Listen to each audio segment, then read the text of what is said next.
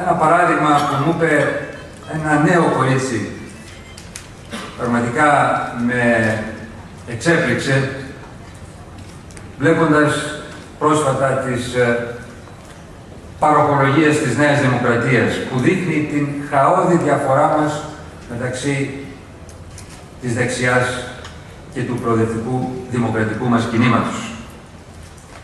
Είδε να προσφέρει η Νέα Δημοκρατία στα άτομα με αναπηρία δωρεάν πρόσβαση στα δορυφορικά τηλεοπτικά προγράμματα. Εμείς προσφέρουμε πραγματική πρόσβαση, γέφυρες και διαδρόμους για την πρόσβασή τους παντού, στην πόλη, στο σχολείο, στη δουλειά, στον πολιτισμό, στον αθλητισμό, στην κοινωνική ζωή, στην κοινωνία.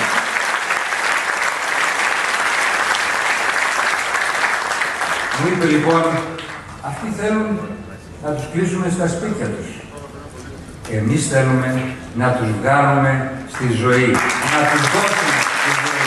Και αυτή είναι η φιλοσοφία μας για όλους τους Έλληνες πολίτες.